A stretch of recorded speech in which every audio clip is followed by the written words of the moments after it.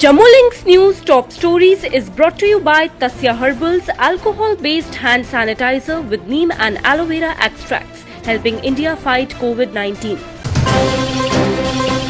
Whenever the time is right after the delimitation process is completed, the Legislative Assembly will be formed in the Union Territory of Jammu and Kashmir, said BJP Journal Secretary Ram Madhav on Sunday. He further said people who are raising questions about the political process in Jammu and Kashmir are the ones who are stalling the process. Two terrorists were killed in an encounter with security forces in Anantnag district of Jammu and Kashmir on Monday. Security forces launched a cordon and search operation early Monday morning in Srigufwara area of Anantnag district following information about the presence of terrorists there. In the ensuing gunfight, two terrorists were killed and incriminating material including arms and ammunition were recovered from the site of the encounter.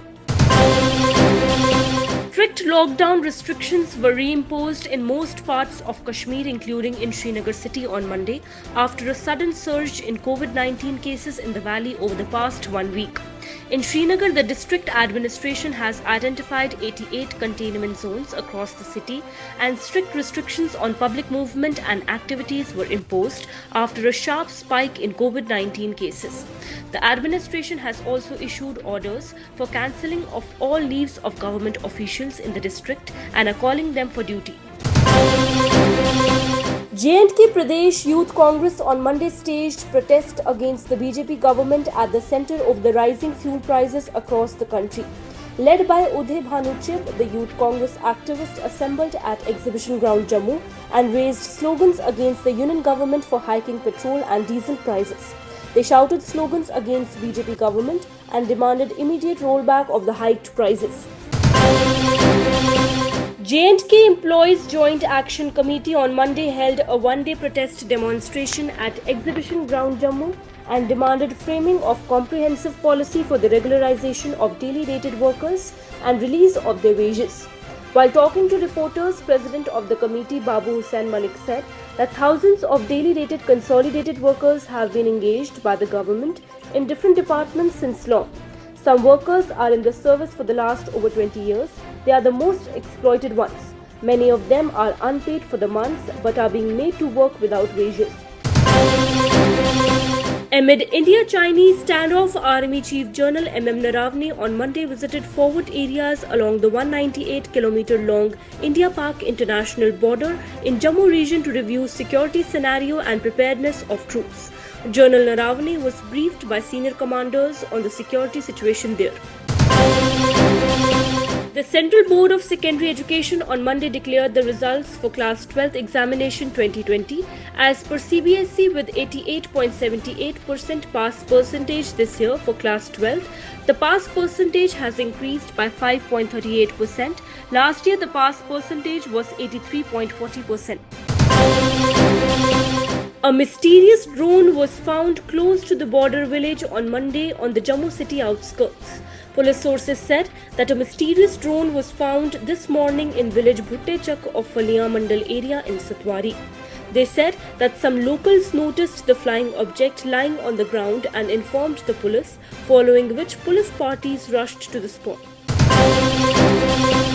Google CEO Sundar Pichai on Monday announced an investment of Rs 75,000 crore or approximately $10 billion into India over the next 5 to 7 years through Google for India Registration Fund. The move is significant as it comes in the middle of the COVID-19 pandemic and as multinational companies across the world look at alternative investment destinations.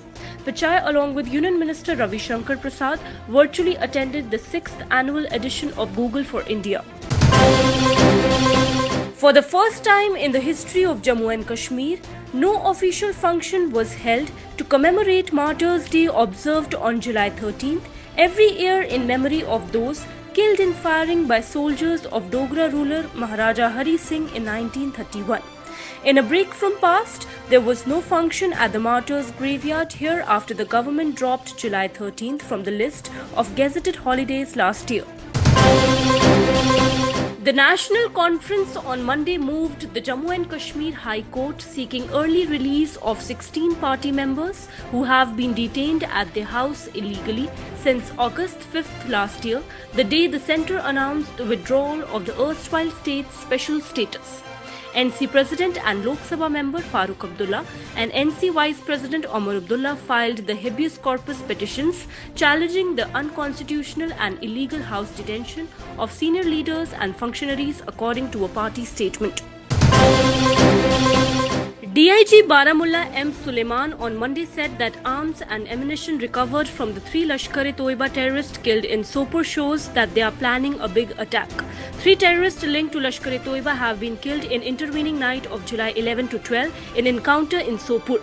Arms and ammunition which have been seized from them show that they were planning a big attack. Intervening night of 11th and the 12th, and this encounter lasted for almost whole of the day, and after the conclusion of the encounter, 3 militants have been neutralized, and out of 3 militants, the identity of the 2 militants have been ascertained.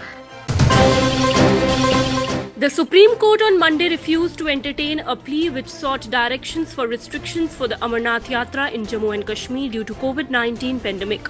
A 3-judge bench headed by Justice D.Y. Chandrachud dismissed a PIL filed by Sri Amarnath Barfani Langar's organisation.